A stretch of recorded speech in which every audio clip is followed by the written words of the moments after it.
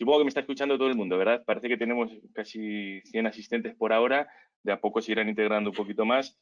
Mi nombre es Ricardo González y voy a ser el moderador de este webinar que hemos titulado a nivel genérico con gestión de pérdidas e indicadores de sistemas fotovoltaicos, retos actuales. Vamos a estar del orden de una hora conversando, 60 minutos, de los cuales 15 minutos van a ser para cada una de las personas que van a intervenir. Les voy a dar paso ahora. Y luego, los últimos 15 minutos, tendremos una serie de preguntas que desde ya les invito a que vayan haciendo. Entiendo, Paula, que se puede hacer, ¿no? Aquí por el GoToWebinar pueden hacer ellos las preguntas, nosotros las vamos almacenando y en los últimos 15 minutos le damos paso a cada una de ellas. Como os decía, tenemos a 3 personas que nos van a acompañar. Joaquín López, de Isotrol, es el dueño de casa en este caso. Tenemos a Elena Manzanares, de la empresa Calp, y tenemos a Pablo Villalba, de FRV, y cada uno nos va a contar su experiencia respecto del punto principal del webinar de pérdidas de indicadores de sistemas fotovoltaicos. En el caso de Joaquín, vamos a hablar de la variedad de indicadores relacionados con las pérdidas fotovoltaicas, métodos comunes de estimación de energía esperada, etcétera, etcétera. Con Elena, yo a la presentación de Elena es a la que más fe le tengo, porque creo que va a ser un poco crítica con el tema del PR, hasta donde yo tengo entendido. Entonces, para mí, genial. O sea, eso, Elena va a hablar eso, no solo de hablar de PR, sino la necesidad de medición de rendimiento. Por otro lado, es más allá del famoso PR. Y por el lado de Pablo, va a conversarnos sobre qué interviene en la correcta determinación de pérdidas fotovoltaicas, recomendaciones para la planificación de estrategias, recursos para el establecimiento de KPIs relacionados con pérdidas, etcétera, etcétera. Así que, Joaquín, sin mayor dilación, te doy paso a ver si podemos hacer bien la transición y adelante con tu presentación, Joaquín. Pues nada, ¿se ve bien? ¿Se ve bien mi presentación? Compañeros, bien, pues... Se ve bien, adelante. Se ve bien. Pues nada, bienvenidos. Gracias a Isotrol, gracias al equipo, sobre todo comercial, que ha hecho este esfuerzo, por todo el apoyo y a la organización del webinar. Gracias a Ricardo González, Insight Directo, por a moderar este evento. Primero, por situarme una breve introducción sobre Isotrol, en la empresa a la que pertenezco. Bien, Isotrol es una empresa de ingeniería, software y control, como dicen sus iniciales. Isotrol tiene oficina en España, Europa, Norteamérica, Latinoamérica, y mantenemos proyectos relevantes en más de 41 países de 4 continentes. Digamos que Isotrol cubre con sus productos la cadena casi completa, pues estamos especializados en hacer escala, como todo el mundo sabe, con soluciones para mejorar la gestión. Integramos en red, ofrecemos soluciones de trading para la optimización de transacciones en el ciclo del mercado de la energía eléctrica y, en fin, como decía, cubrimos casi la cadena completa. ¿Qué es Bluence? Bluence es la marca de productos y servicios de Isotrol para el sector de las renovables. Bien, entrando ya en el contenido de la primera presentación, primero veremos que no es que lo diga yo, sino que ya hay estudios serios en colaboración con la Agencia Internacional de la Energía, como el último informe del Global Market Outlook, que pronostican que la tecnología solar va a ser muy relevante, con estimaciones de crecimiento que nos hacen entrar en el orden de los teravatios en el 2020 en cuanto a potencia total instalada. Auguran que la fotovoltaica va a ser favorita entre las nuevas tecnologías de generación y que las renovables van a estar satisfaciendo el 80% de la demanda energética en el 2030. Luego parece que en un mercado tan competitivo la gestión de pérdidas va a importar. Por aclarar, en el alcance de esta charla nos centraremos por simplificar en sistemas conectados a red sin cargas locales y no podré ni hablar en 15 minutos a tocar exhaustivamente todas las características actuales de la fotovoltaica. Mi compañero me parece que nos ha muteado. Ricardo, muteate. Bien, vamos a simplificar. Estoy muteado. Vamos a simplificar el escenario al que os he comentado, ¿de acuerdo? Bien, nos metemos de lleno. ¿Sabemos qué ocurre en nuestras plantas solares? Bien, si creemos que una buena estimación de fallo y pérdida no lo va a contar todo, pues ignoramos que hay una multitud de variables que presentan síntomas muy parecidos. Imaginemos esa cantidad ingente de cacharros, de unidades interconectadas, fuertemente dependientes de las condiciones medioambientales, de la meteorología, generando muchos problemas, fallos y esto a su vez pérdida. Algunos de los retos es lo mucho que se parecen los resultados de una situación de fallo a simplemente esos resultados en un momento de cambio de condiciones meteorológicas o cómo los paneles pueden estar no trabajando bajo las mismas condiciones de radiancia y temperatura por culpa suya o la de la planta, o por ejemplo, una porción de un panel afectado a un incidente no tiene por qué ser una célula rota por un cabritillo, como estáis viendo en el vídeo, sino una hoja grande pegada de árbol durante varios días puede hacer que gran parte, si no todo el array, rinda tan mal como la zona afectada. En fin, factores que influyen en una mala detección o una buena detección de estimación de pérdida. En mi opinión, estas son algunas de las pistas de las causas comunes de estimaciones incorrectas de pérdida. Yo, por mi parte, mencionaré incluso pondré ejemplos de la parte de indicadores producibles y categorización de pérdida. El puntero no sé si mejor no usarlo porque va un poquito loco. Mis compañeros se encargarán de complementar los otros aspectos con su charla y muchísimas más cosas interesantes que nos tienen que comentar. Bien, indicadores. Me he tomado la libertad de clasificar los indicadores involucrados en pérdida en tres grandes grupos: contractuales, técnicos y aquellos de apoyo al reporting de socios e inversores, que no sería correcto llamarle económico, sino más bien de rendimiento de la inversión. Los voy a mencionar muy rápidamente, pues ya la mayoría de vosotros los conocéis. En cuanto a los contractuales, que son los que estáis viendo ahora mismo en pantalla, los archiconocidos son los contratos de PC y O&M, que en sus anexos deben definir el cálculo exacto de PR y disponibilidad. Pero un intento de hacer envolvente, a pesar de que hay una grandísima variedad de estos cálculos contractuales, podemos decir que en cuanto a disponibilidad se están definiendo contractualmente a nivel de string, a nivel de entradas de C inversores, a nivel de inversores, a nivel de tracker, siendo el clásico la disponibilidad en base tiempo a nivel de inversor. Bien, como requisito en un indicador contractual, ¿qué le puedo pedir? Pues que se le pueda extraer el efecto de eventos externos, el que exime a una de las partes y corrige la cifra anual que hace que se esté limpia esa cifra o neta de causa eximible de su responsabilidad. En cuanto al PR de contrato, bueno, pues suele ser el PR ajustado neto. Bien, le llamamos ajuste del PR a corregirlo del efecto de la degradación o de la temperatura, incluso en algunos casos con la disponibilidad operacional. Y el neto, ¿a qué le llamamos? Pues cuando le descontamos el efecto de ciertas pérdidas, sean internas, totales o externas. En este caso, el PR contractual debe ser el neto de eventos externos.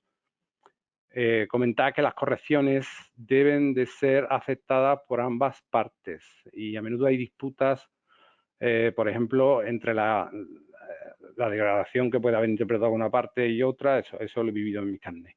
Pues en estos contratos se derivan multas, se derivan penaltis que pueden llegar a ser cifras cuantiosas o incluso implicar que la planta no pase el periodo de garantía.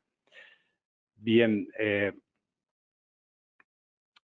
en cuanto a KPIs técnicos, los voy a soslayar porque mis compañeros van a abundar mucho más y le voy a dedicar 10 segundos. Solo mencionar que son los KPIs que responden a la necesidad real en cuanto a los parámetros para obtener el rendimiento de tu instalación solar. Por ejemplo, componentes de la irradiación difusa, ganancias, modelaje de producibles con un algoritmo matemático a medida y sobre todo el concepto de disponibilidad a nivel de elementos que necesites controlar. Bien, en cuanto a indicadores que apoyan o evalúan el rendimiento de la inversión, pues son básicamente los mismos, pero aislando las causas de no cumplimiento de su objetivo, es decir, analizando por separado los desvíos para ver si hay margen de mejora en la inversión. Así tenemos el clásico OPR, que mide el desvío de mi PR real respecto al objetivo, y sus componentes Investment Performance Ratio y Weather Performance Ratio, que miden un poco los desvíos respecto a metas financieras y respecto a recursos solar.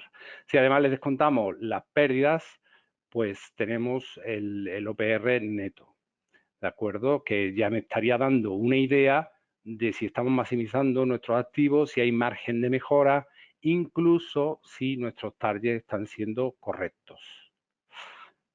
Bien, producible. Para la estimación de pérdida necesito una referencia, una energía esperada. que le solemos llamar producible, y entendemos la pérdida por diferencia entre la producción esperada y la real. ¿La condición de indisponibilidad es importante? Sí. ¿Con qué señales determinarla? También. Y se activará el trigger de cálculo correspondiente de la pérdida. Y esto corresponde a otro diagrama de flujo bastante más intrincado que el que estáis viendo aquí y se sale un poco del alcance de estos 15 minutos. Pero bien, haciendo una envolvente simplificada de lo que hemos encontrado en proyectos, podemos hablar de 4 grupos de producibles. Aquellos de la parte superior que de la pantalla, que no puedo usar el puntero, de aquí, ahí.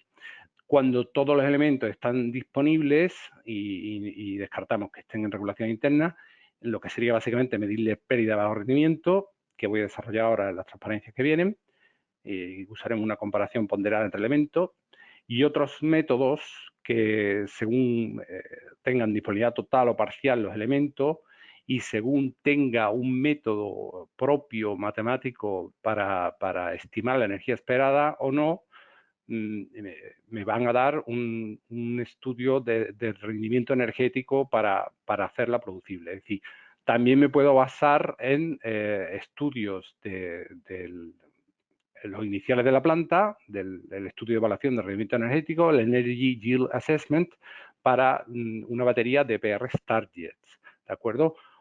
O incluso un PR neto de pérdida de los últimos días de actuación de la planta, que sería un PR de referencia. Bueno, pues esto es un poco la envolvente de los escenarios que se están dando. Si esto lo combinamos con si quiero degradar o no esas producibles, con la degradación del panel, ahí tenemos un esquema que podríamos llevarnos horas comentando, pero que, en fin, queda a vuestra disposición para dudas posteriores. Categorización de pérdida. A lo largo de los distintos trajes a medida que nos piden nuestros clientes, vemos que la necesidad de clasificar pérdidas pueden desglosarse básicamente respondiendo a estas preguntas. ¿Quién va a pagar esas pérdidas? ¿Puedo controlarlas o evitarlas? ¿En qué nivel de subelementos se están dando y cuáles son las posibles causas? Vamos a ver ejemplos reales anonimizados, donde vemos que a menudo no es nada obvio el asunto de la categorización de pérdidas de energía. Fijaros en este caso, donde es muy interesante porque la primera clasificación se divide por la responsabilidad contractual y a partir de ahí si es indisponibilidad total o parcial y de bajo rendimiento o regulación. Y todos estos eventos detectados solo a nivel de inversor. Sin embargo, fijaros en este de aquí que el primer nivel de clasificación empieza dividiendo entre la pérdida si se puede controlar o no, mezclando, si os fijáis, distintos niveles de subelementos eléctricos y mezclando indisponibilidad e ineficiencias. Bien, en este otro es interesante porque no recoge las indisponibilidades, que la va a categorizar aparte, sino todos los eventos de bajo rendimiento. Y está mezclando distintos niveles eléctricos en la planta. Pero fijaros que entronca directamente por una primera clasificación de si son controlables o no y solo bajo rendimiento. Como veis, con estos pocos ejemplos que he puesto, veis la variedad en cuanto a necesidades de categorización de pérdidas. Aunque en general lo que todo cliente desea es la cascada completa de pérdidas desde que el sol incide en el panel hasta que sale por el meter. Bien, en este gráfico vemos cómo se van combinando los distintos niveles eléctricos con las distintas causas que se pueden dar en un mismo nivel. Nosotros vamos a ver un caso ahora y nos vamos a centrar en este piquito de aquí, que sería entre el input de AC, el input de C del inversor y su salida AC, que como veis comprende comúnmente los capítulos de pérdida de bajo rendimiento, indisponibilidad y regulación. Lo prometido, un ejemplo al menos de detección, estimación de pérdidas sin necesidad de excesiva sensorización. Nos fijamos ahora en un grupo de elementos, en nuestro caso inversores, cuyo rendimiento queremos controlar. Si nos fijamos en esa porción de tarta abajo a la derecha, que no es ni indisponibilidad, ni curtailment, ni por supuesto producción, vamos a ampliarla a ver qué puede estar pasando ahí en la siguiente transparencia. Bien, este anillo completo sería solo esa porción de la data del gráfico anterior, de abajo a la derecha, de pérdidas de bajo rendimiento. Bueno, nos encontramos de nuevo varias partidas. La ineficiencia de fábrica, la propia del modelo inversor, su bajo rendimiento por causas específicas que se hayan podido correlar por cálculos, señales concretas, tipo de rating por temperatura. Y después 2 capítulos de ineficiencia, uno común al grupo, que voy a tomar como referencia, y otras ineficiencias que separan a este inversor del grupo, o anómalas. Estas últimas las vamos a transformar en pérdidas por rendimiento individual de cada inversor, como veremos a continuación. Bien, si buscamos una magnitud normalizada, podemos usar en este caso el yield, que sería energía entre la potencia pico, o la potencia C normalizada, que mida desvíos de manera comparable entre distintos tamaños de elementos o potencia pico. Vamos a suponer un comportamiento normal del grupo representado por su mediana o por su máximo yield con una ponderación, una minoración o una mezcla de los dos, es decir, por su mediana ponderada con una minoración. Entonces, podemos estimar que todo lo que se separe de esa normalidad, no matemáticamente hablando, sino de comportamiento normal del grupo, le podemos llamar distancia. Y lo podemos considerar una pérdida de rendimiento. Si además en este saco de ineficiencia anómala o inexplicada le podemos descontar por señales, cruzando cálculos, las específicas del elemento, como las que he mencionado antes, de rating por temperatura, finalmente os vamos a obtener una pérdida por ineficiencia de cada inversor. Pero incluso como apunta en estudio, que lo que quiero citar en mi última transparencia, si medimos esas distancias, también podemos hablar de un concepto de aceleración. Es decir, podemos también detectar sus aceleraciones, lo que en un sistema se puede traducir en un evento que me alerte de que viene de camino un posible fallo. Y todo esto, como veis, sin necesidad de una sensorización extra. Bien, y esto lo podemos hacer a varios niveles eléctricos de la planta, ¿de acuerdo? Y usando magnitud normalizada que me delaten esas anomalías, incluso a nivel de trackers. Si veis, no he comenzado a nivel de stream, porque este estudio implica un mayor nivel de sensorización que me lo va a comentar la compañera Elena Manzanares, y ella también hablará de la disyuntiva, hasta qué punto merece la pena aumentar esa inversión versus lo que gano en cuanto a control y estimación de pérdida. Si me asegura el retorno de dicha inversión. Pues nada, esta es mi última transparencia. Navegando por el estado del arte y por lo que se mueve en el mundo científico en este sentido, me ha parecido interesante citar una gráfica comparativa de un artículo de Jurseven. Jurseven, perdóname si no pronuncio tu nombre como se debe. Aquí os lo dejo. Es un estudio que aplica el concepto de la detección de aceleraciones, de las que hemos citado antes, para la predicción de fallos y, como veis, sin basarse en sensorización costosa. La gráfica compara las bondades de glosar en 6 virtudes de distintos métodos de distintos autores para la detección de fallos. Sin más, aquí acabo yo. Dejo paso a mis compañeros, que además de compañeros son clientes, y por eso lo de tratarlos bien y no consumirles el tiempo. Vale, Joaquín, gracias. Elena, adelante, cuando puedas.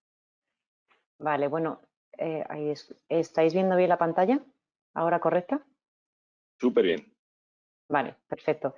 Bueno, solamente iniciar la conversación dando las gracias a Isotrol por la participación en este webinar. Y bueno, presentarme yo misma, soy Elena Manzanares y trabajo en el Departamento de Asset Management de Galp, que seguramente conoceréis la empresa por las gasolineras que tenemos, pero bueno, tenemos otros tipos de negocio que me gustaría citar brevemente para que también conozcáis más cómo estamos divididos y cómo estamos organizados. El primero sería upstream, donde se encuentra la parte de extracción y procesamiento del petróleo, midstream, donde situaríamos el transporte y almacenamiento, y luego ya la parte comercial, donde es la gestión o directamente el servicio al cliente, tanto de energía por la parte comercializadora como también la parte de las propias gasolineras. La última división y la más reciente es renovables y nuevos negocios, y está dirigida a ayudar a realizar la transición energética a esta compañía tan antigua de oil and gas.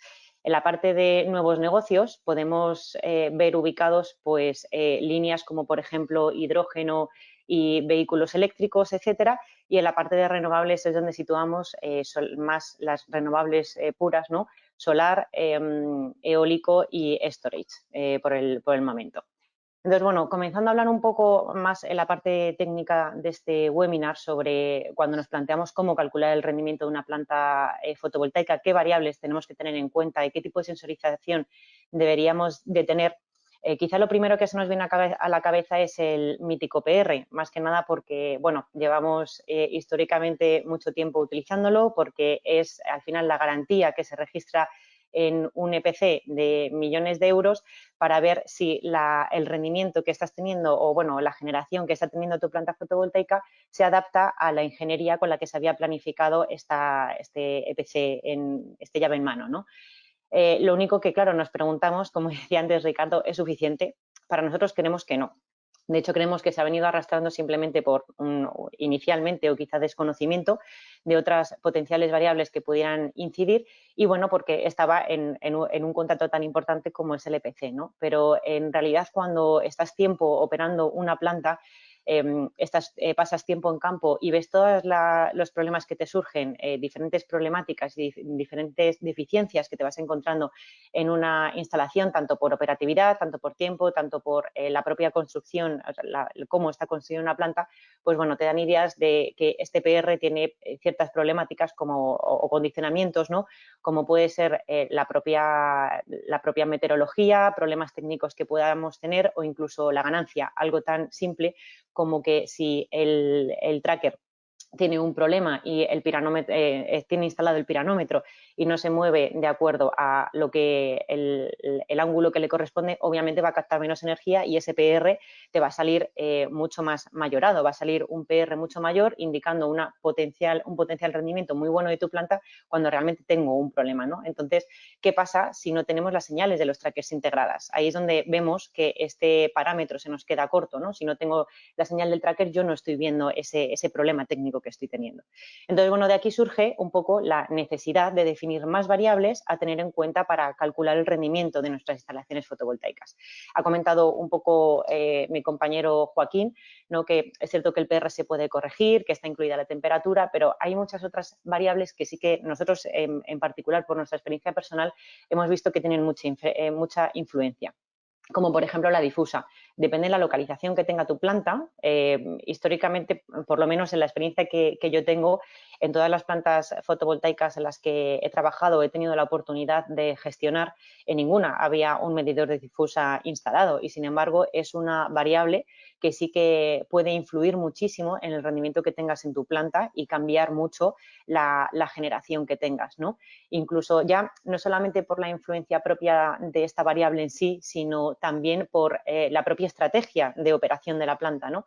Que en días nublados pues puedes elegir el articular los trackers de una manera o de otra para maximizar y optimizar tu generación. Entonces, es un parámetro que sí consideramos importante y que se debería incluir en este tipo de cálculos, ¿no? Igualmente el albedo, en el caso de tener módulos bifaciales instalados en la planta, o incluso la disponibilidad, tanto la de red como la de mantenimiento. Y aquí sí me gustaría hacer una diferencia, que cuando se calcula el rendimiento, una puntualización, perdón, cuando se calcula el rendimiento de una planta fotovoltaica, se tiene que tratar de ver cuál es la problemática, dónde están nuestros problemas, dónde están nuestras pérdidas para poderles poner soluciones. Y es verdad que muchas veces tenemos pérdidas propias de la planta porque ha surgido un problema o porque tenemos un equipo deficiente o no con el rendimiento deseado, pero otras también tenemos influencias externas que escapan a nuestro control, que son impuestas, como por ejemplo la disponibilidad de red, pero generan al final un underperformance en nuestra planta, pero no debemos de categorizarlas como la planta está funcionando mal, pero sí poder discriminar a qué se debe el que yo no haya alcanzado mi caso base o mis estimados para esas fechas, para esos meses o para esos años, ¿no?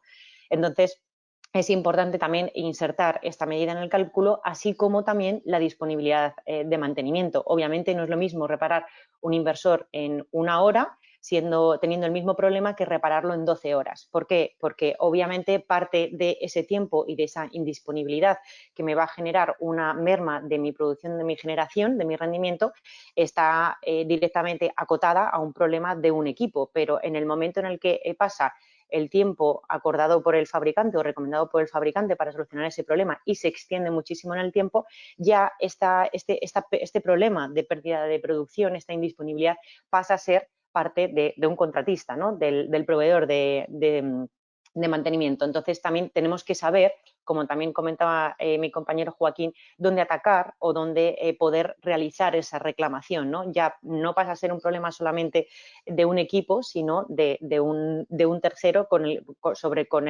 el que sí que podemos tener cierta presión o cierta solicitarles cierta que nos que esta parte nos la cubran de alguna manera, ¿no? De ahí también que la disponibilidad no sea un cálculo simple a la hora del contrato de mantenimiento, sino que sea una disponibilidad por equipo y no un todo o nada, ¿no? Sino también parcial.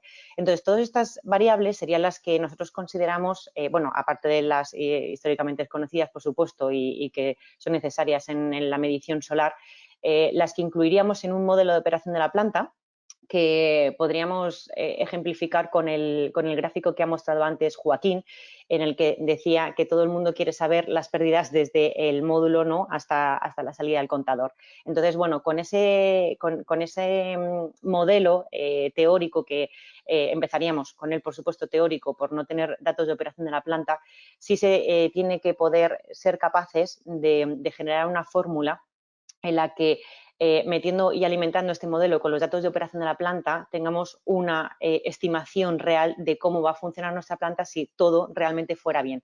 De tal manera que todos los inputs que vamos metiendo nos vayan dando outputs y nosotros podamos categorizar y podamos encasillar dónde están las pérdidas, atacar los problemas y sobre todo poner soluciones, ¿no? Entonces, sacaríamos de este resultado pues, el rendimiento y las pérdidas en el caso de que las hubiera. ¿Cómo podemos mejorar el detalle de estas pérdidas para saber de dónde están viniendo exactamente? Obviamente de todos los componentes que tenemos en la planta, módulos, inversores y trackers mayoritariamente. Obviamente los módulos es un poco más complicado, pero sí que se pueden recoger muchas señales de la parte de inversores y de la parte de trackers para poder saber y detallar dónde estamos teniendo esa salida o esa problemática, ¿no? Entonces, aquí es donde podemos empezar a hablar la histórica discusión sobre string inverter o central inverter, ¿no? Hay muchas opiniones al respecto. Entiendo que dependiendo de qué tipo de compañía, pues se utilizará una estrategia u otra.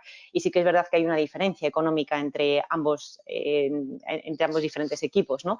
Pero sí es verdad y me gustaría señalar que cuando se está comparando string inverter y central inverter normalmente se hace respecto a equipos en sí, pero también hay que comparar lo que te da cada uno de los equipos. Si tengo una monitorización hiper detallada, como en el caso de string inverter, que vamos a conseguir llegar mucho más allá y saber de dónde está viniendo esta falla eléctrica, también deberíamos de sumar al central inverter, al coste de la instalación de este tipo de equipos, lo que es la monitorización de las cajas de string. Y entonces ya estaríamos comparando, es verdad, va a haber una diferencia económica grande, pero en una tengo un detalle de señales, de captación de señales mucho mayor, ¿no? Que eso también me va a ayudar en la parte de operación, por tanto debería de equipararse de esta manera.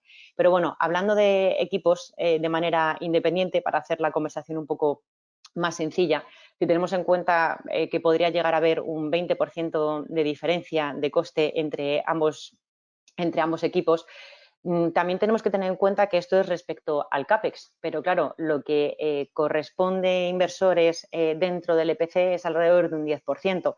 Así que esta pérdida del 1 o 2% en CAPEX realmente es rentable obviarla para tener luego múltiples problemas durante la época de operación. Tenemos que pensar que a día de hoy en la parte de solar estamos hablando de 30 a 35 años con lo que se están haciendo los modelos financieros en cuanto al funcionamiento de las instalaciones y el retorno de la inversión. Entonces, es importante ver que a lo mejor una pequeña inversión en el CAPEX nos puede generar un gran avance en la operación y sobre todo ahorros. Los que en empresas sobre todo, que queremos conservar los activos a medio y largo plazo, para nosotros la parte operativa de las plantas es muy importante. No solamente estamos en el desarrollo y en la construcción, sino que nos quedamos durante muchísimo tiempo. Y los gestores de activos lo que siempre tratamos de hacer es optimizar y maximizar nuestra generación para, por supuesto, tratar de obtener más beneficios, más ingresos. Entonces, para ello es necesario saber dónde están los problemas. Y si no tenemos una sensorización adecuada y un detalle adecuado de los problemas que tenemos, es muy difícil poder llegar a ese grado de detalle y sobre todo poner resolución. Al final las plantas fotovoltaicas son muy grandes, hay muchísimo cableado y es muy difícil llegar a este control si no tenemos este tipo de detalle como por ejemplo con string inverter o este tipo de monitorizaciones. Además, obviamente también hay una reducción en el precio del contrato de O&M, ya que muchísimos preventivos, como por ejemplo las curvas IV que se realizan con los propios inversores, pues se descontarían, ¿no? Sería no solamente con una parte económica, sino una parte de tiempo de mantenimiento muy grande, así como obviamente la capacidad, la potencia que tiene instalada un inversor, un string inverter, que tiene muchísima menos potencia. En el caso de una falla vamos a perder mucho menos que un central inverter, sobre todo si el caso del central inverter es un problema que no tenemos repuesto, que tarda mucho mantenimiento, que es una planta que a lo mejor no tenemos a nadie en on-site. O sea, al final se generan muchas potenciales pérdidas que con este tipo de equipos y este tipo de monitorización se pueden reducir bastante. Igualmente, en la hora del cambio, cuando hay un problema, los string inverter es quitar y poner. Entonces, la disponibilidad de la planta va a subir muchísimo más y, por supuesto, la disponibilidad de mantenimiento. Y vamos a conseguir que, al final, nuestras instalaciones consigan optimizarse y tengamos menos pérdidas y, si las tenemos o hay un problema recurrente, pues poner resolución con una inversión parcial en las plantas, ¿no? Ahora, estamos hablando de muchísimas señales, de hacer inversiones en CAPEX. Esto al final nos renta porque lo que puede llegar a ser muy beneficioso, si no tenemos una monitorización de datos adecuada y sabemos almacenar, analizar y sobre todo gestionar todos estos datos, se puede convertir más que nada en un problema o en un gran dolor de cabeza, porque si tenemos muchos datos pero no sabemos cómo obtener un resultado que nos vaya a generar un beneficio, obviamente no sirve de nada toda esta inversión y al final es una pérdida de dinero, ¿no? Más que una ganancia. Entonces, pasando a hablar un poco sobre el tema mantenimiento de estos datos y la gestión de estos datos, me gustaría empezar hablando por la parte de SCADA y comunicaciones. Más que en la parte de operación, una fase un poco preliminar, una fase previa incluso la ingeniería, antes de comenzar la construcción de las plantas. Parece ser muy fácil que yo tenga un activo en un lado y me esté llegando a las oficinas donde se está realizando la gestión general esos datos para poder procesarlos. Pues bueno, parece muy fácil, pero en mi experiencia siempre me he encontrado muchísimos problemas con ello.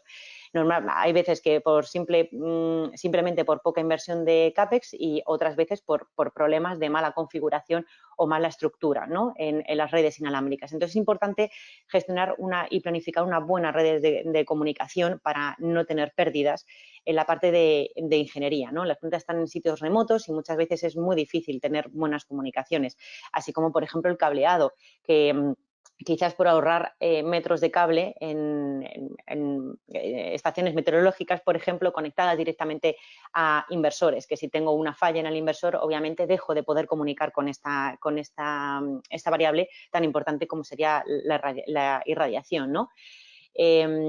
También, por ejemplo, el cableado en el tema de todas las plagas que tenemos de ciertos animales en las plantas fotovoltaicas, ratones y conejos. Se comen normalmente el cable de fibra, eso hace que perdamos la comunicación con muchos elementos de nuestra planta y si la perdemos con el tracker, con los seguidores, se van a ir a posición de defensa y ahí yo es donde voy a tener una merma de mi producción. Entonces, sí es muy importante que esta parte se diseñe muy bien y, sobre todo, se verifique antes de o durante la construcción y, por supuesto, en la operación.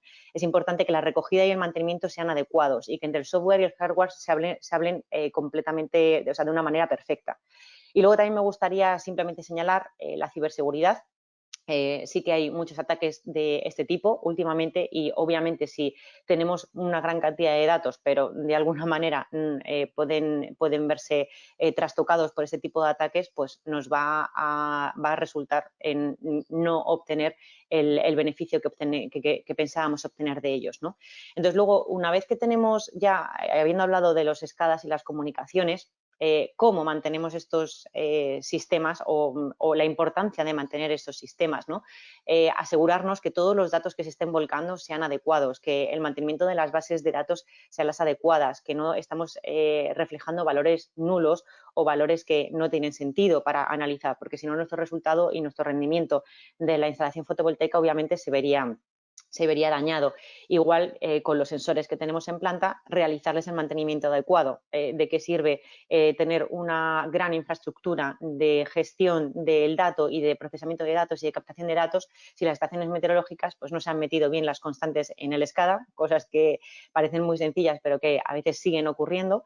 Un mal mantenimiento por parte del O&M provider en el que no esté limpiando, manteniendo las estaciones meteorológicas, ¿no? Calibración de los piranómetros, etcétera.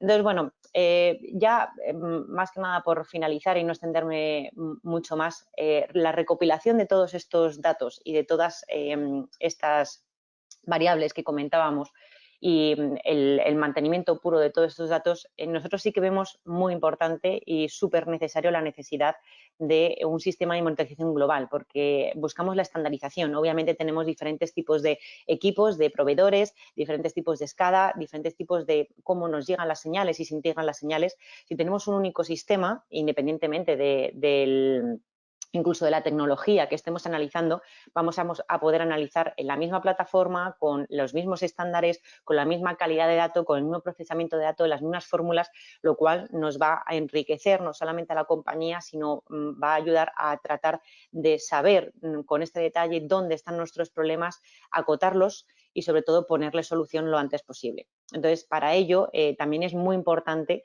la parte de calidad de datos y de procesamiento de estos datos, que será la parte que presentará mi compañero Pablo Villalba, al que le doy paso. Gracias. Gracias, Elena. Vamos a dar paso a Pablo. Ahí te vemos, Pablo. Gusto saludarte. Igualmente, gracias, Elena. Bueno, gracias a Isotrol por la invitación, por organizar este webinar. Y bueno, muy en línea de lo que habla Elena, va un poquito mi presentación. Bueno, primero me presento, soy Pablo Villalba, el responsable del Centro de Control de FRV. Quien no conoce FRV, bueno, aquí tiene una pequeña presentación. Desde nuestro centro de control monitorizamos y analizamos datos de, bueno, ya mismo vamos a estar cerca de los 2 gigavatios. Y bueno, como mi background un poco es el mundo del dato, precisamente, en mi presentación quería incidir bueno, un poco en la segunda parte de la presentación de Elena, un poco complementarla. Me he permitido dividir los intervinientes, las áreas de conocimiento implicadas en la determinación de pérdidas y en general en cualquier cálculo de KPI. Me he permitido dividirlo en 2 grandes áreas. Voy a empezar por la segunda. Una es el dato y otra es lo que no es el dato, así de simple. De lo que no es el dato, digamos, el flujo, bueno, lo que ha comentado también Joaquín, desde que el sol incide sobre los paneles hasta que sale por el meter.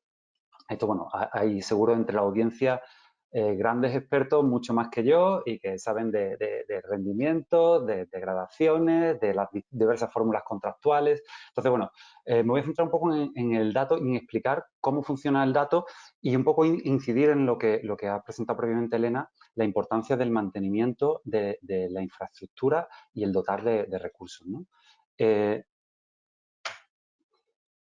Yo diseño este ciclo de vida del dato con la intención de hacer más accesible la comprensión de cómo funciona por dentro esto del dato, que a veces es como algo muy etéreo y cuesta entenderlo. He dividido el ciclo de vida del dato en 6 etapas, un poco arbitrarias, quizás algunas se podían casi complementar unas con otras, pero bueno, son 6 etapas: adquisición, almacenamiento, validación, análisis, conciliación y presentación, y lo he llamado ciclo de vida porque es uno de los mensajes que quiero transmitir aquí. El dato nace en la adquisición y llega a su buen fin en la presentación, ¿no? Y no podemos dejar que por en medio se nos muera. Entonces, voy a pasar a explicar cada una de estas etapas más centrado en la fase de operación de la planta, operación del dato, explotación del dato, pero bueno, con pinceladas también a la fase de diseño de proyecto y un poco dando los 2 ángulos, un poco la parte de infraestructura física y software por un lado y la parte humana por otro, un poco los intervinientes en esta parte, digo, complementaria a la parte de la ingeniería fotovoltaica para la determinación de los KPIs.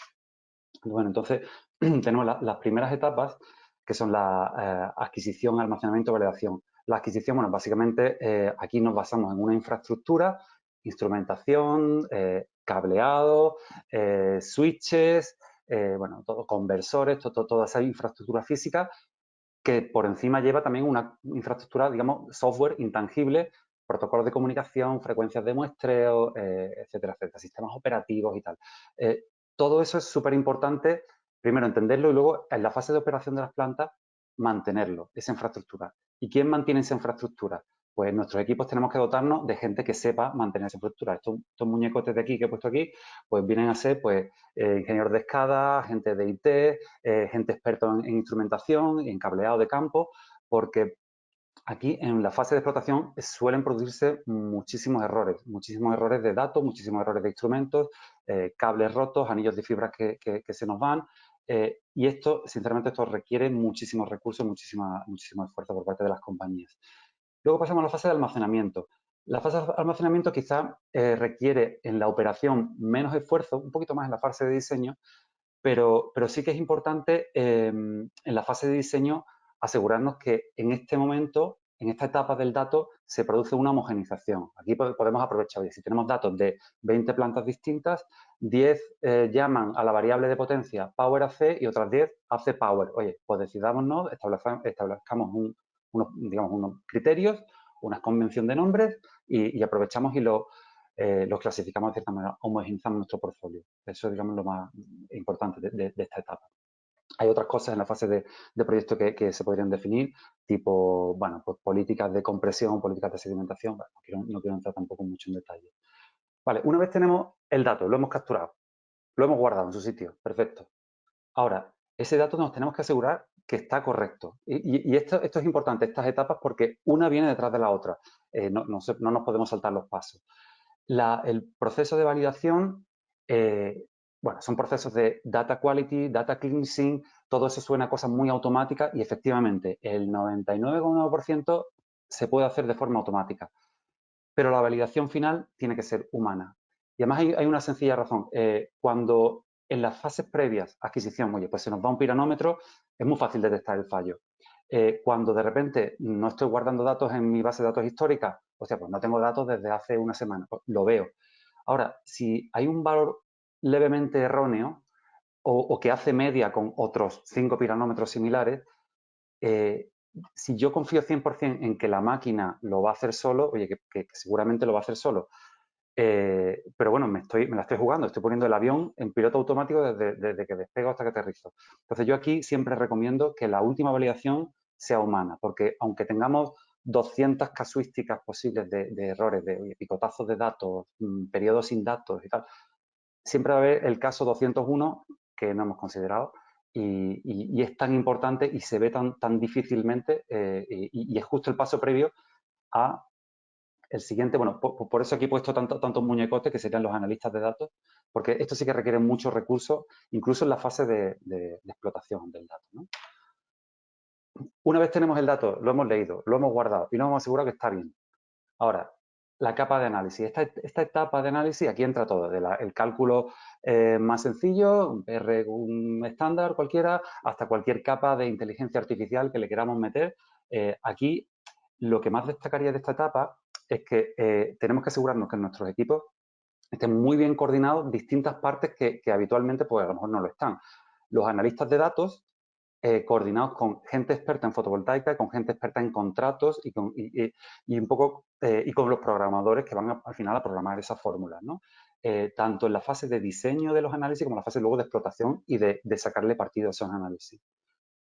Luego, en una etapa posterior, yo lo considero una etapa posterior, realmente podría ser la 4 y la 5, podrían ser casi la misma, ¿no? O distintas pequeñas etapas dentro de la misma. Es la consolidación. En esto una vez tengo todos los análisis, que pueden ser muchísimos y muy diversos, depende en qué planta y tal, justo antes de la presentación, pues me tengo que asegurar que todos los KPIs son correctos, son coherentes, son homogéneos, que por ejemplo, todas las pérdidas a nivel de planta me suman el 100%, no me suman ni el 120 ni el 80. Ese tipo de cálculos parece obvio, pero es importante tener esa visión global, ¿verdad? Y luego, por último, tenemos la etapa de presentación. La etapa de presentación, yo siempre digo que el reporting es un botón y que me perdonen mis antiguos compañeros del equipo de reporting en una etapa anterior mía, en San Edison, yo siempre se lo decía, reporting, no sé qué hacéis todos en el equipo ahí, reporting es un botón. Realmente ellos eran analistas, se autodenominaban reporting, pero yo creo que el nombre es incorrecto. Una vez el dato ha nacido, lo hemos capturado, lo hemos almacenado, lo hemos validado, hemos hecho todos los cálculos que queremos con él, lo hemos preparado para presentarlo, la presentación debe ser un botón, ya sea en dashboard o te genera un reporte o lo que sea. Entonces, bueno, aquí realmente no interviene nadie. Ya casi para finalizar, como vamos cortitos de tiempo, voy a poner un par de ejemplos de la buena gestión del dato que sirve, digamos, para ahorrarnos costes. El primer ejemplo es un ejemplo en el que en una planta, lo que suele ser habitual, con inverter central, no teníamos lectura de string, cosa bastante habitual. Entonces, un compañero, de aquí le saludo, ¿qué tal, Raúl? Pues se curró un algoritmo que le ayudaba a detectar, le cantaba cuando tenía un string caído. En su entrada de su algoritmo estaban, entre otras cosas, las lecturas de corriente continua a nivel de inversor. Y él detectaba diversas variaciones y le cantaba. Y no solo eso, sino que además de detectar las caídas de string, las evaluaba. Le decía qué peso tenía. Yo creo recordar que un día normal, pues una caída de un string venía a ser a poquitos dólares al día, ¿no? De pérdidas, digamos, de energía, pérdidas causadas por la pérdida energética. ¿Y qué hacía este hombre cuando veía un string caído? Cogía el coche, arrancaba, se iba allí. No. Lo que hacía, porque por 3, 4, 5 dólares al día no te merece la pena estar detrás del algoritmo de hoy. Lo que hacía es, eso le permitía planificarse de forma óptima los correctivos y también los preventivos. De forma, oye, que si tenía un string caído en el área, en el bloque 13, pues oye, si ahora no, pero dentro de 4 días tengo que ir a limpiar la celda limpia de la meteo, oye, pues aprovecho dentro de 3 días y no pasa nada porque 3 días voy a perder 15 pavetes, que es menos de lo que pierdo si voy como loco haciendo todo al instante, ¿no? Entonces, con eso minimizaba costes, no solo costes de producción energética, obviamente no, siempre pero sí costes de operación. O sea, que, todos los que pensamos un poco a largo plazo, como comentaba también Elena, tenemos que pensar no solo en momentos puntuales, ni en fase de proyecto, ni en momentos puntuales, sino un poquito en optimizar la explotación de la planta a largo plazo. Pero luego tengo, este es un ejemplo más típico, pero luego tengo este segundo ejemplo en forma también de carta del Monopoly de título de propiedad, que me gusta más, porque es el que, un poco a colación de lo que también decía Elena, es un poco lo que no se ve. Habitualmente pensamos en estimación, cálculo de KPIs como una cosa que es análisis. Sí, es análisis, pero también tenemos la infraestructura del dato. Sin eso, acordaos de las etapas del dato. Si el dato no llega a la etapa de análisis, que creo que en mi caso la había identificado como la 4, si se nos muere antes, pues no tengo mucho más que analizar. Hombre, siempre se pueden extrapolar cosas, interpolar y tal, pero todo lo que hagamos sin el dato de base es siempre un poco más complejo. En este segundo ejemplo, teníamos una planta en una geografía remota, por no decir la India rural, y se nos escacharró el sistema de monitorización remota. Se nos escacharró que se nos fue la fuente del ordenador, básicamente se nos fue la fuente. Os podéis imaginar cuánto se tarda en enviar un ordenador de características similares a la India. Enviarlo, que llegue bien y que los técnicos de planta lo sepan instalar y poner que puede ser varios meses, 4, 5, 6 meses. Por experiencias previas lo sabemos. ¿Qué es lo que se hizo en este caso? La gestión de la infraestructura con vistas a lo que pudiera pasar. Se hizo una buena gestión de spare parts y de hecho había un ordenador igual en planta ya preparado por si alguna vez sucede esto que pasó, que se estropeó el sistema. Se sustituyó el hardware de manera fácil y aproximadamente un día, día y medio, 2 días máximo, teníamos la planta de nuevo funcionando. A ver, la planta no había dejado de funcionar, el sistema de monitorización de nuevo funcionando. Con esto que tenemos, que, bueno, un hueco de datos de un día y medio o algo así, bueno, mejor que 4 meses, porque imaginaos que hemos invertido pues, un pastizal yo qué sé, 400 euros por megavatio en una solución que es la mejor del mundo en cuanto a análisis, cálculo de pérdida, hasta el último detalle de todo. Y de repente se nos estropea el ordenador de planta y nos quedamos 5 meses sin datos. O sea, ese es el mensaje principal de mi presentación. El tomar digamos, el ciclo de vida del dato como un todo y entender bien el orden de las cosas, ¿vale? Y bueno, pues como conclusiones a mi presentación, eso, no voy a entrar en el detalle de cada una de estas cosas, pero básicamente es tener muy controlada la infraestructura, tanto a nivel de documentación, a nivel de repuestos, comprenderla, controlarla, tenerla muy bien documentada. Y también en nuestros equipos dotarlos de gente que ayuden a ese control de la infraestructura. A veces en fotovoltaica, bueno, por desgracia, yo vengo de otro mundo, yo vengo del mundo de adquisición y tratamiento de datos de ferroviario, que es un mundo a nivel de SCADA y de tratamiento de datos pues muy maduro. Cuando llegué hace unos años a fotovoltaica, pues sí que me encontré con que había cosas que todavía necesitaban madurar. Poco a poco vamos mejorando en fotovoltaica, pero hace falta un poco eso, hace falta dotar los equipos y que creamos que realmente todo lo que vayamos a basar en datos, aparte de muchas capas superiores que podamos meterle, todo depende de una infraestructura que si no la tenemos bien documentada, bien controlada, bien gestionada, pues se nos cae abajo todo lo que queramos montar en adelante. Y con esto, bueno, termino mi presentación. Muchas gracias. Pablo, muchas gracias. La verdad que como siempre se nos consume el tiempo. Hay varias preguntas que son relevantes, que nos han ido llegando de a poco. Yo sé que, Elena, tú andas medio justo, ¿verdad? Que parece que te ha salido un compromiso de último momento. Y si te parece, voy a empezar por ti respecto de las preguntas que nos han llegado. Igual creo que las 3 intervenciones han sido... Es que tengo Súper, un viaje y tengo que irme, que ha sí, sido justo. la última hora por un Por, tema. por Sí. eso lo estaba viendo. Mira, hay preguntas de todo tipo, pero sobre todo las preguntas que nos han surgido vienen... hay un común denominador, hay un tema transversal que versa sobre la monitorización de SCADA. Yo te lo decía al principio, a mí lo que tú ibas a comentarnos respecto de la visión de largo plazo, lo que es relevante, útil, necesario de monitorizar, etcétera, etcétera, me parece súper interesante y entiendo que para Galp es un tema súper relevante, ¿no? Y en ese sentido, hilando un poco todas las preguntas que nos han llegado respecto del tema de SCADA, me gustaría que insistieras un poquito más sobre qué tan relevante, útil o necesario es el SCADA en la monitorización de largo plazo. Porque como que uno al principio lo mira mucho, pero no sé, cuando una planta ya lleva 15 años operando, no sé qué tan relevante es el SCADA, si tiene la misma relevancia que al principio. ¿Cuál es tu visión en ese sentido? Hombre, pues la relevancia la tiene exactamente igual que al principio, ¿no? Porque al final es el método en el que nosotros captamos los datos y gestionamos los datos. Tanto si estamos hablando de escala de planta, que lo necesita el operador para poder mantenerla, como comentaba antes, durante 30-35 años, como si estamos hablando de un sistema de monitorización global en la parte de arriba que contenga o que le lleguen el resto de datos del resto de escalas, ¿no?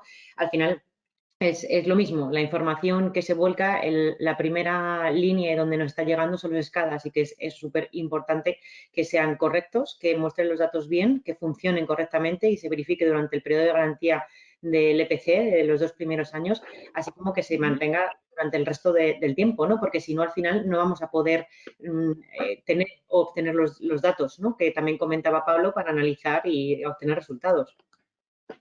Súper. Si me permite matizar con eso, del mundo de SCADA, igual que se monta un inversor y obviamente se le pide al fabricante del inversor un manual, entre otras cosas, manual de mantenimiento, habitualmente no se pide o no se suele proveer por parte del desarrollador de SCADA un manual de mantenimiento de SCADA que implique, oye, recomendaciones tipo cada cuánto tienes que hacerte una copia de seguridad, un reinicio, un chequeo del estado de los discos. Ese tipo de cosas habitualmente no se suele tener en cuenta y es un componente tan crítico, bueno, no es tan crítico como el inversor es, bueno, pasta directa, ¿vale?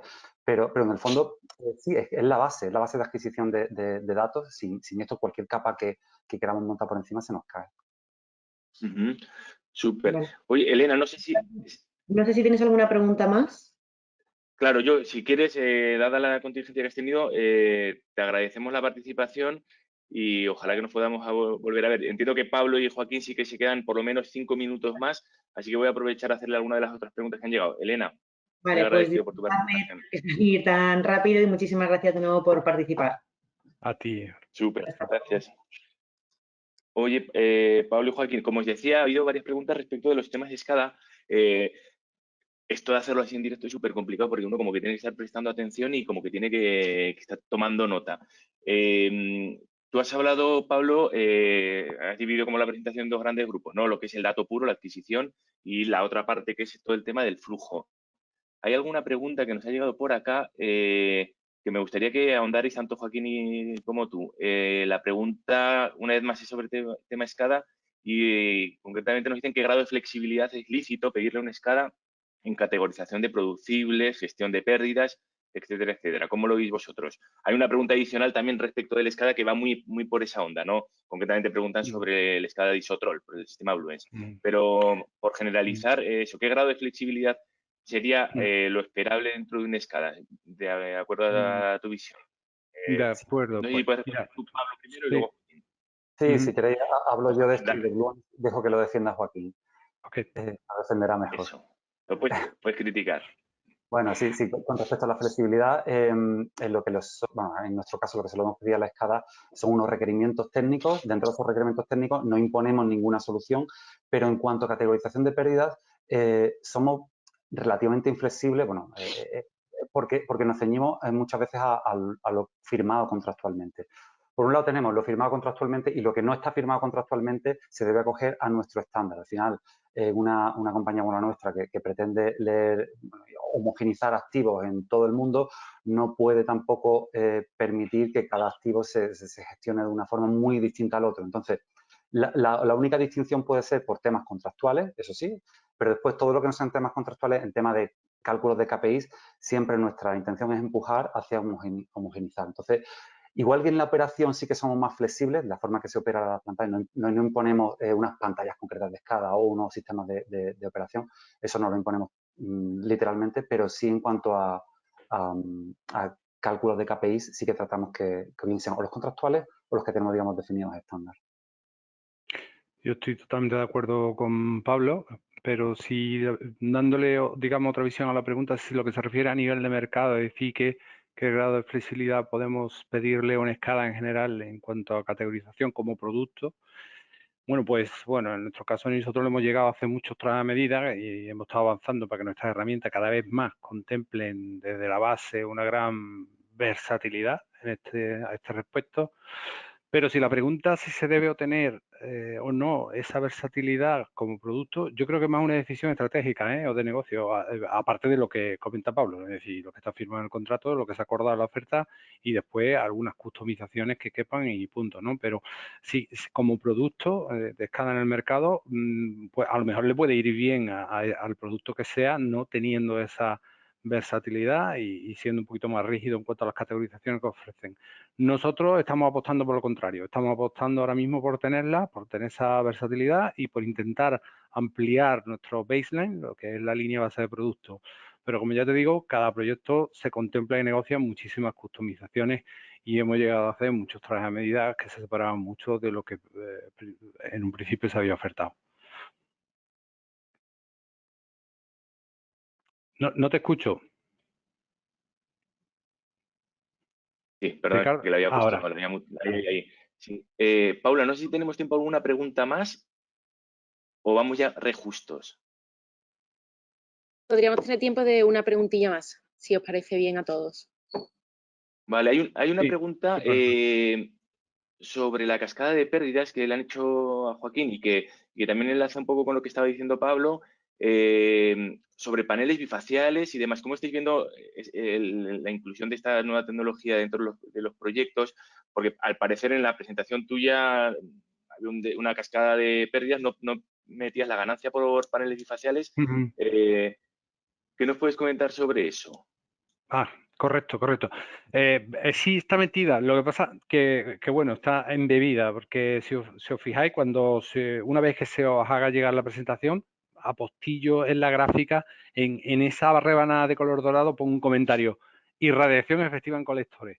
para no tener que hacer ese va y ven que sería clásico en la bifacial, ¿no? De hecho, la bifacial ha venido para quedarse y estamos consiguiendo muchas ganancias por la tecnología tracker y muchas ganancias y ganancias por la tecnología bifacial. Y digamos que eso es incontestable. Es decir, la suma, la sinergia de las dos ganancias parece que van a ir marcando el mercado. Pero en cuanto a la duda de la persona, si va, cuando tenga el material y va a la transparencia, verás que hay escrito en letra pequeñita, irradiancia efectiva en colectores, incluyendo bifacialidad. Porque claro, lo que se esperaría si se hace bien con un diagrama de Sankey es que de ese ancho de pronto se engrosara, es decir, que ha entrado absorbiendo el frontal del panel, toda esa irradiancia, después empieza a perder y de nuevo vuelve a absorber por la parte trasera lo que incide el suelo, lo que se descuenta por reflexión, el view factor, etcétera. Lo que gana un poquito por la difusa y después vuelve a perder, total. Al final, ¿qué ponemos? La irradiancia efectiva, que es la que sostiene agregando las dos componentes, es decir, la frontal más el coeficiente de bifacialidad por la trasera. Eso sería un poco lo que está ya, digamos, metido en la rebanada dorada esa de la gráfica.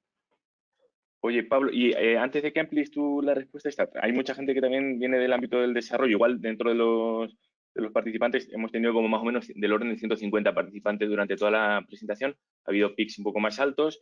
Hay mucha empresa desarrolladora y que con cierta preocupación también por el tema del incremento de CAPEX, de las commodities, de las materias primas y demás. Entonces, si puedes ampliarla respecto del tema de bifaciales, tu visión y cómo también FRB está viendo la problemática actual del incremento de commodities. Ya sé que es un tema que a lo mejor vosotros no tenéis por qué saber porque estáis más en las áreas operacionales, pero como que hay alguna pregunta en ese sentido, sobre todo muy preocupados en estos mercados emergentes como puede ser Chile, como puede ser Colombia, México, Salvador, que hay bastantes participantes de esta región. Vale, yo obviamente no estoy metido en temas de proyectos y estoy más centrado en el tema del dato, que era un poco el objeto de la presentación. Lo que sí que es cierto que no deja de ser algo relativamente nuevo, incluso ciertas compañías que ofrecen servicios satelitales todavía los modelos bifaciales no los tienen bien desarrollados, instrumentación sí que existe, pero bueno, efectivamente que requiere un CAPEX externo. Hay cierto margen de mejora y probablemente, bueno, pues el incremento de los costes CAPEX, pues es el típico incremento de una tecnología nueva. Igual dentro de unos años estamos viendo cómo bajan, porque no solamente es el precio de los materiales, hay muchas otras cosas que hemos comentado, ¿no? El tema de algoritmos, todavía incluso las empresas punteras no tienen madurados los algoritmos que consideran el albedo y tal. Súper. Oye, nos hemos pasado un poco del tiempo. Yo creo que sí que podríamos dar por finalizado este webinar. Os agradezco a Pablo, Joaquín, a Elena, que desafortunadamente ha tenido que salir un poquito antes. Yo creo que nos quedamos con varios nuevos conceptos. Entre otros, supongo que lo más relevante es el hecho de que tener una buena monitorización por un buen sistema SCADA es clave, ¿no? Para afrontar el correcto desempeño técnico y financiero de la planta. Como os decía, hemos estado del orden de 150 personas participando, ha habido veces que ha habido incluso un poco más, casi llegando a 200, participantes de España, de El Salvador, de Chile, de Argentina, de México, de Colombia, de muchos de ellos clientes de Isotrol, así que, y los que no son clientes, pues eso, ojalá que se puedan animar a visitar la página web www.isotrol.com. Ahí hay información adicional sobre los servicios que la compañía ofrece. Y sin más, eso, cierro el webinar. Ojalá que tengamos oportunidad, Pablo, de vernos en otro evento de estas características y a ti, Joaquín, lo mismo. Estemos al habla y muchas gracias a todos y a todas por la participación. Muchas gracias a todos. Nada. Chao, chicos.